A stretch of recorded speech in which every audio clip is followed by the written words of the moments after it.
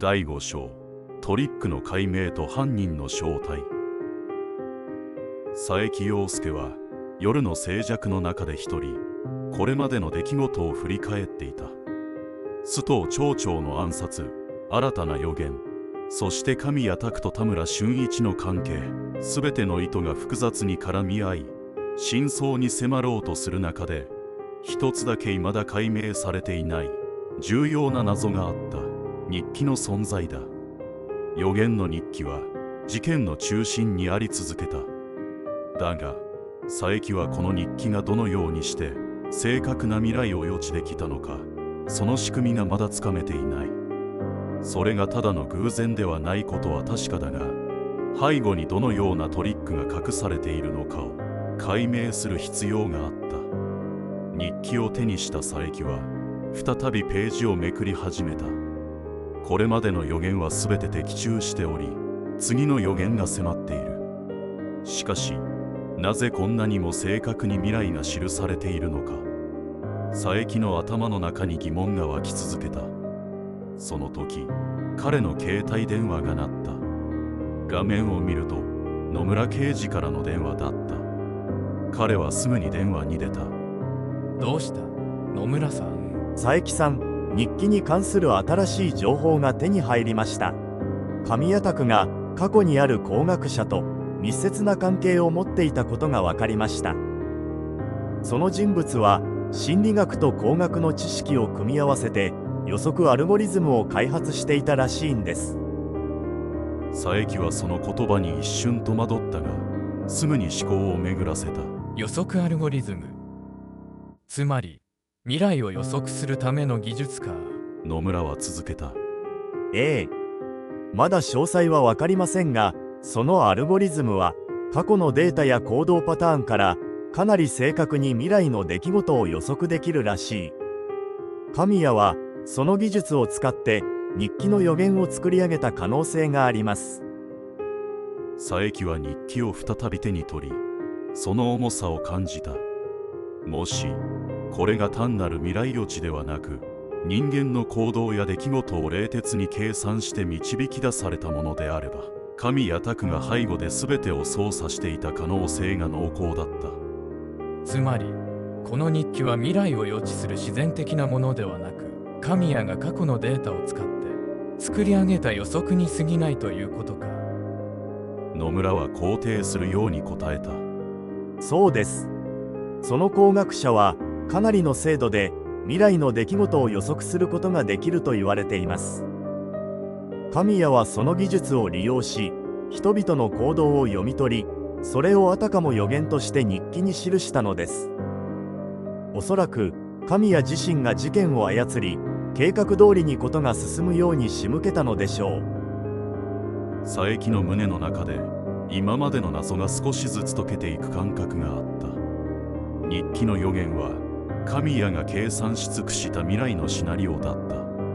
そしてそのシナリオ通りに動かされる町の人々、全てが神谷の手の中で操られていたのだ。でもなぜ須藤町長を殺す必要があったのか。単なる復讐だけではないはずだ。その問いに野村はしばらく沈黙した後答えた。それについてはまだわからないが、町長を排除することで神谷が得られる利益が何かあるはずです。町の開発計画や背後にある政治的な動きに絡んでいる可能性が高い。神谷はただの復讐者ではなく、町全体を支配しようとする狙いを持っている。佐伯は電話を切り、再び日記に目を向けた。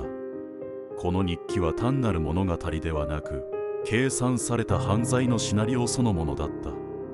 そしてそのシナリオの最終目的が町を完全に支配することにあるとしたら、神谷拓はさらに大きな計画を進めているのかもしれない。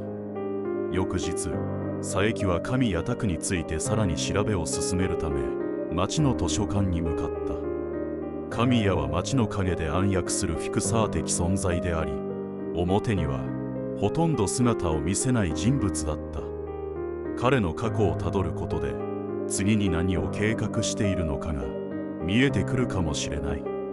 図書館で過去の新聞記事を調べていると、神谷拓がかつて町長選挙に深く関与していたことが分かった。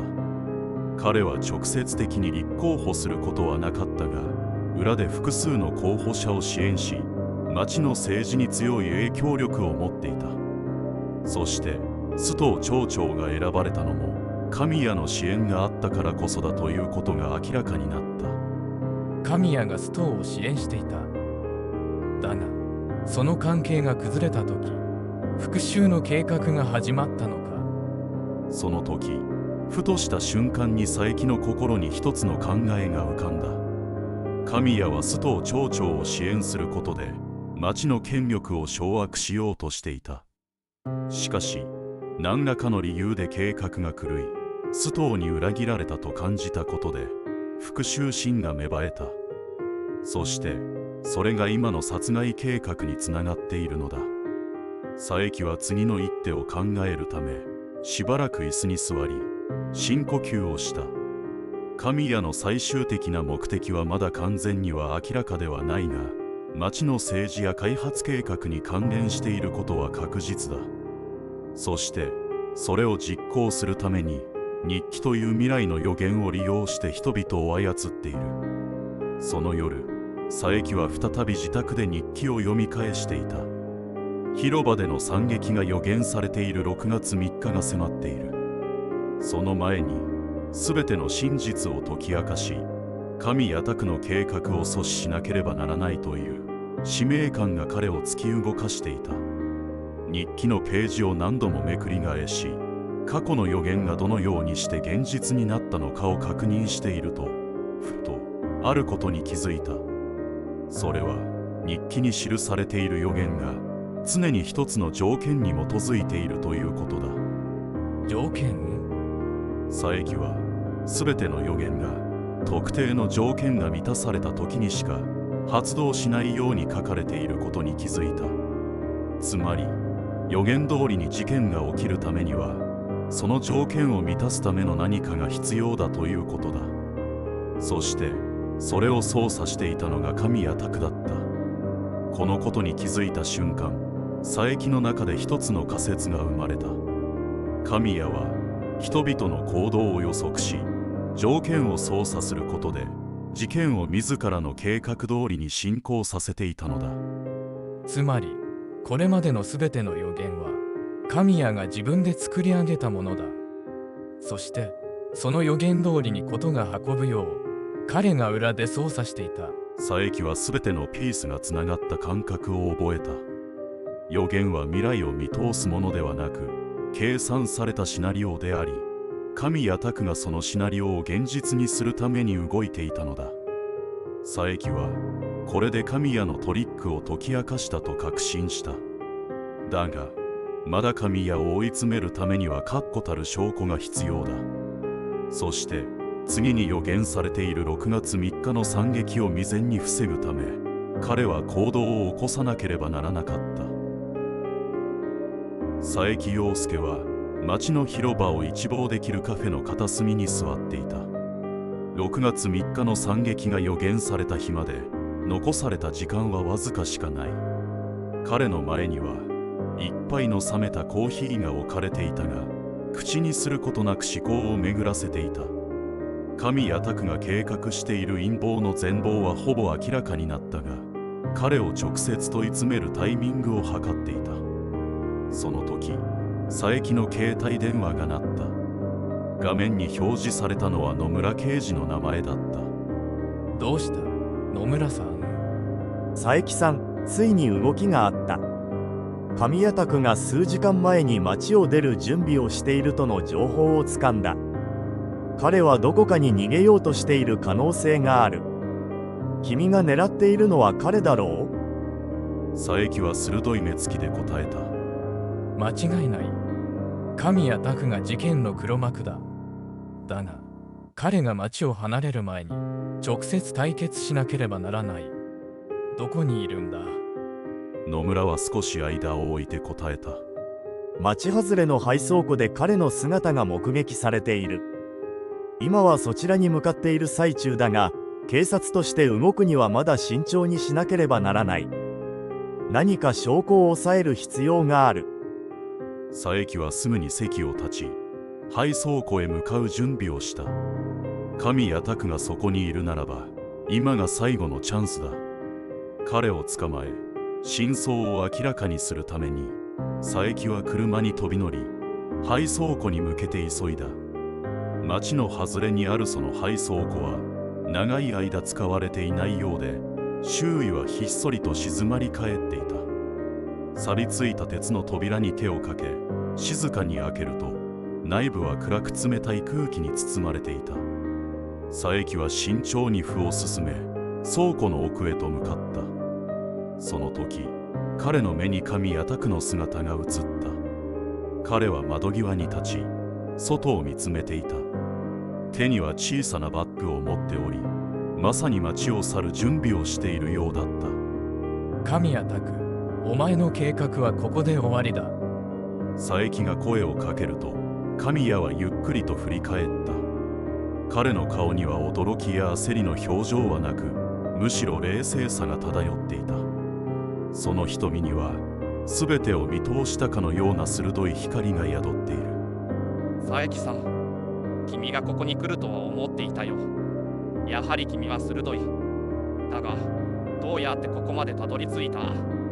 神谷の声には、まるでゲームの最後を楽しんでいるかのような余裕があった。佐伯はその態度に腹立たしさを覚えながらも、冷静に答えた。お前の計画は全てわかっている。日記に記された予言は、未来を予知したものではなく、お前が計算し尽くして作り上げたシナリオだ。人々の行動を操り、自分の思い通りに事件を引き起こした。それが、お前のトリックだ。神谷は小さく笑った。さすがだな、佐伯さん。確かにその通りだ。日記はただの未来予測の産物に過ぎない。私が過去のデータや人間の行動パターンを分析し、精密に予測した結果だ。そして、その予測を現実にするために人々を動かした。ただ、それだけだ。彼の言葉には少しも後悔やためらいが感じられなかった。それどころか、神谷は自分の計画が成功に終わることを確信しているかのように悠然と立っていた。だが、お前の最終的な目的は何だ？須藤町長を殺すことで何を得ようとしている？復讐だけが目的ではないはずだ。神谷はしばらく佐伯の顔を見つめた後、ゆっくりと口を開いた。そうだな、復讐だけではない。私はこの町全体を掌握し、新しい秩序を作り上げたかったのだ。須藤町長を排除し、田村俊一を利用して町の開発計画を思い通りに進める。私がこの町を支配し、新しい未来を作り上げるつもりだった。佐伯はその言葉を聞いて、神谷の野望の大きさに驚愕した。ただの復讐者ではなく、町全体を手中に収めようとする野心家だったのだ。だが、お前の計画は失敗した。日記の予言は的中しなかった。私はお前の動きをすべて見破った。そして、今ここでお前を止める。神谷は再び微笑んだが、その笑みは冷たく、どこか悲しげでもあった。失敗だと？いや、佐伯さん。私の計画はまだ終わっていない。君がここにいる限り、私は勝っているのだよ。その言葉に、佐伯は一瞬戸惑った。神谷の言葉の意味がすぐには理解できなかったが、次の瞬間、彼は背後からの足音を聞き取った。振り返ると、そこには田村俊一が立っていた。すまない、佐伯さん。これはすべて神谷の計画だったんだ。田村の顔には苦悩の色が浮かんでいた。彼は神谷に操られてきたことを理解しながらも、逃れられない状況に追い込まれていたのだろう。田村君もまた、私の計画の一部だった。彼は私に従うしかなかったんだ。すべては私が作り上げたシナリオ通りに進んでいる。そして、君もその中にいるんだよ、佐伯さん。佐伯はその言葉に怒りを覚えたが、冷静さを保ちながら田村に向き直った。田村、今からでも遅くはない。お前は神谷の計画に乗せられただけだ。この男を止めるために協力してくれ。田村はしばらく悩むように目を伏せていたが、やがて意を決したようにうなずいた。わかった。俺はもう神谷の手先にはならない。その言葉を聞いた神谷は嘲笑を浮かべた。田村君、君は愚かだな。私なしでは何も成し遂げられないというのに。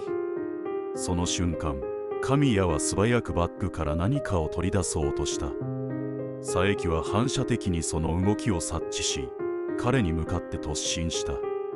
神谷はバッグの中から拳銃を取り出そうとしていたが、佐伯が素早く彼の手をつかみ、その動きを封じた。もうお前の計画は終わりだ、神谷。二人は激しくもみ合いながら拳銃が地面に落ちた。佐伯はすぐにそれを蹴り飛ばし、神谷を床に押さえ込んだ。神谷は冷静さを保ちながらも抵抗を続けていたが、ついに動きを止めた。その後、警察が到着し、神谷拓は逮捕された。彼の陰謀はここで終わりを迎え、町は再び静けさを取り戻すことができた。しかし、佐伯の胸には今もなお神谷が放った言葉が重く響いていた。人の心を操る、それがこの事件のすべてだったのか。彼は静かに倉庫の外に広がる夜の景色を見つめながら、これまでの事件のすべてが神谷拓の手の中で踊らされていたことを痛感していた。佐伯は町の広場で立ち止まり、朝焼けに照らされた景色を見つめていた。長い夜がようやく明け、事件は解決した。神谷拓は警察に逮捕され、町長殺害に関するすべての陰謀が明らかになった。しかし、佐伯の胸にはまだ重いものが残っていた。それは町全体が背負ってきた暗い影の重みだった。事件が終わったとはいえ、町がすぐに元通りになるわけではない。須藤町長が亡くなったことは大きな痛手であり、町の人々もその悲しみを抱えて生きていかなければならない。だが佐伯は同時に、この町には再生の可能性があると感じていた。人々は絶望の中からも立ち上がり、新しい希望を見出すことができるのだ。これで全てが終わったわけではないな。彼は独り言のようにつぶやいたが、その言葉には未来への希望が含まれていた。町は再生し、変わっていく。そのためにはまだ時間が必要だ。警察署での取り調べは順調に進んでいた。神谷拓は全てを認め、自らの計画が町の人々をどれほど危険にさらしたかを語った。彼の計画の背景には、かつてのビジネスの失敗と町長に対する深い恨みがあり、それが今回の事件を引き起こした原因となったのだ。野村刑事は神谷を取り調べながら佐伯に向かって小さくうなずいた。佐伯さん、君の働きでこの事件は解決した。本当にありがとう。佐伯は苦笑いを浮かべ、少しだけ肩をすくめた。解決はしたが、犠牲が大きかった。須藤町長が失われたことは、この町にとって大きな痛手だ。野村はその言葉に同意し、静かに息をついた。そうだな。だが彼の死を無駄にするわけにはいかない。この町はきっと彼の死を乗り越えて再び立ち上がるはずだ。君のような人間がいる限り、この町は大丈夫だろう。佐伯はその言葉に深く感謝したが、同時に自身の心の中にも整理しなければならない感情が渦巻いていた。探偵として長い間事件と向き合ってきた彼だが、今回の事件は特に重く感じられた。それは町全体が絡む巨大な陰謀であり、個々の人間関係や過去が複雑に絡み合っていたからだ。数日後、佐伯は事件の報告書をまとめ終えた。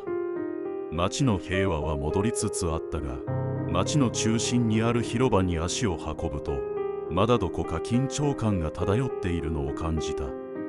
町の住民たちは事件の影響を受け、生活に戻ろうとしながらも不安と希望の間で揺れている。広場に立つカフェの前で佐伯はふと田村俊一の姿を見つけた。彼はベンチに座り何かを考え込んでいる様子だった。事件の真相が明らかになり、田村もまた神谷に操られていたことが発覚したが、彼自身もその陰謀の一端を担っていたことは事実だ。佐伯は田村に歩み寄り声をかけた。田村、お前も大変だったな。田村は顔を上げ少し驚いたように佐伯を見た。佐伯さん、すまない。俺がもっと早く気づいていれば町長を守れたかもしれない。その声には深い後悔と自らの行いに対する責任感がにじんでいた。佐伯は彼の隣に座りしばらく無言のまま広場を見つめた。もう終わったことだ。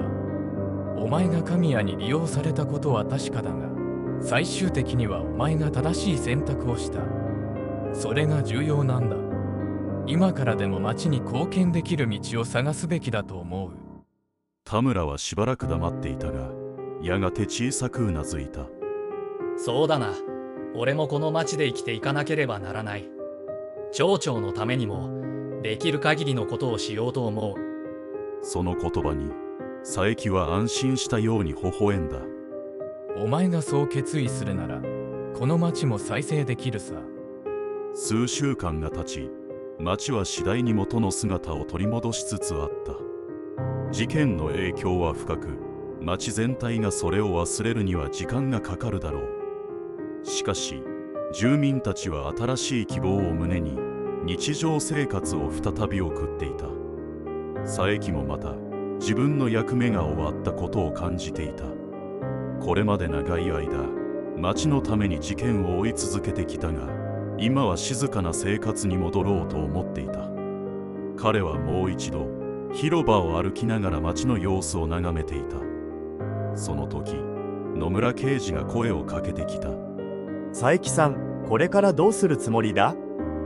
佐伯は振り返り少し考え込んだ。しばらくは休もうと思うよ。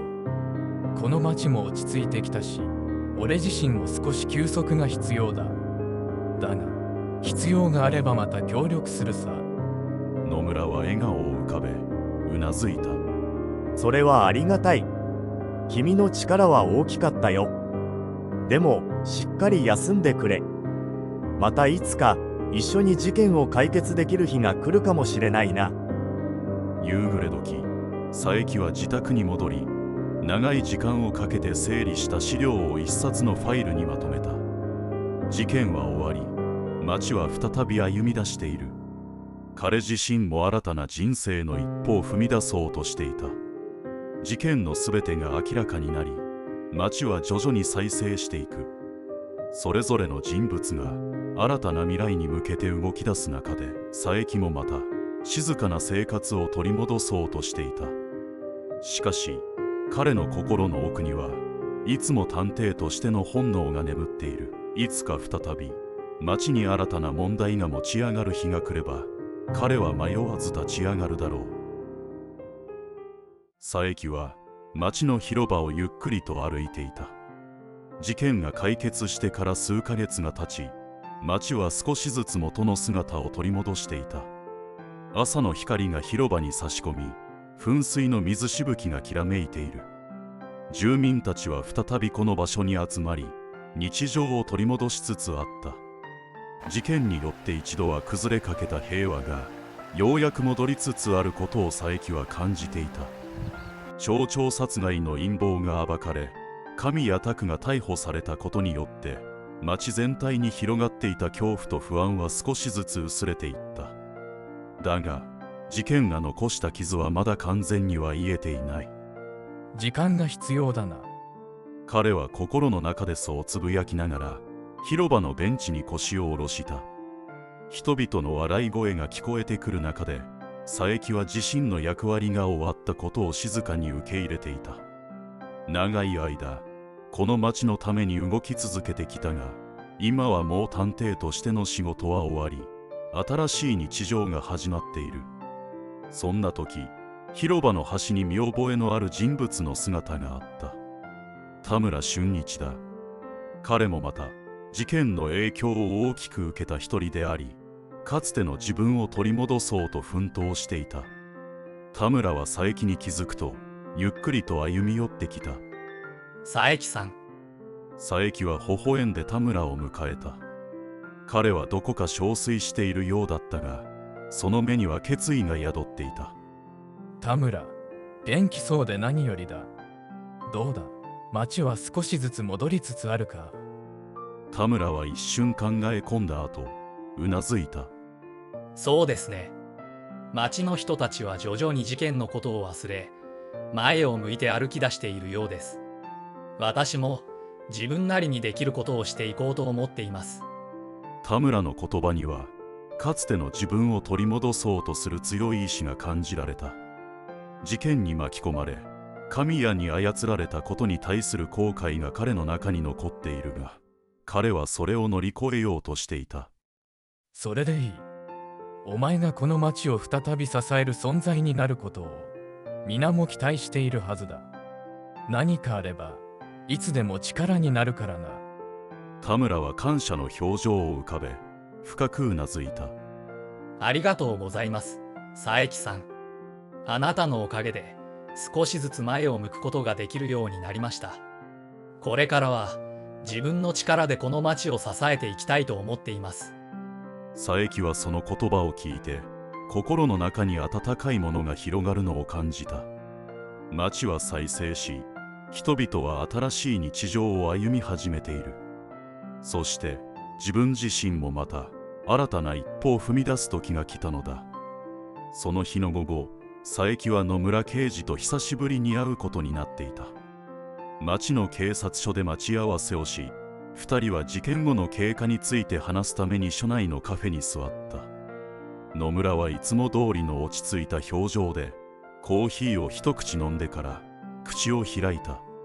町は落ち着きを取り戻しつつあるようだな。事件が解決してから住民たちも少しずつ安心して生活できるようになった。これも君のおかげだよ、佐伯さん。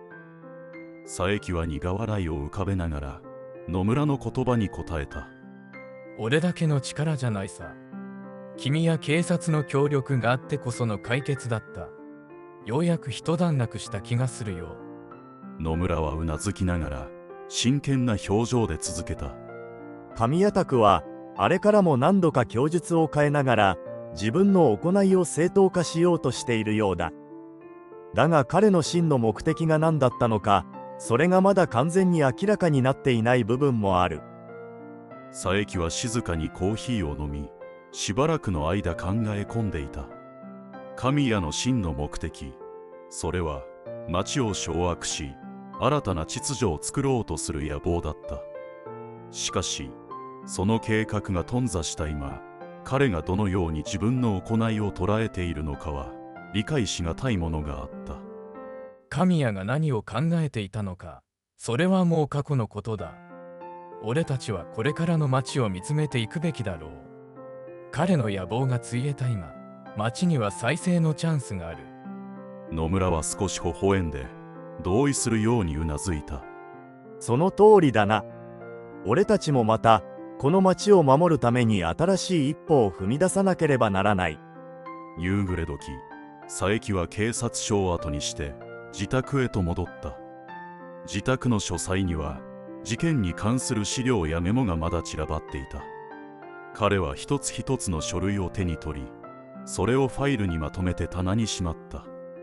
事件が解決したことで自分の役目は終わった。そしてこれからは静かな日常を送りたいと考えている。だが心のどこかでは、再び事件が起こった時には自分の力が必要とされる日が来るかもしれないという予感があった。またいつか。そうつぶやきながら彼は書斎の電気を消しリビングへと向かった。外では鳥たちの声が聞こえ、街の静かな夜が始まっていた。広場では町の住民たちが集まり、賑やかな笑い声が響いていた。子供たちは噴水の周りで走り回り、大人たちはベンチに座っておしゃべりを楽しんでいる。平和な日常が戻りつつあることを町全体が感じ取っていた。佐伯はしばらく窓越しにその光景を眺め、静かな安堵の息をついた。この町で自分ができることは終わったが、町は新たな未来に向けて歩み出している。彼もまた自分の人生を再び取り戻す時が来たのだ。その夜、佐伯はベッドに横になりながら穏やかな眠りに落ちていった。事件の重圧から解放された今、新たな日常が彼を待っている。だが彼は心のどこかで再び町が困難に直面した時には自分が立ち上がる日が来ることを感じていた。そしてその時が来れば彼は迷わず町を守るために動くだろう。だが今はただ静かな日々を迎える準備をしていた。最後までご視聴いただきありがとうございました。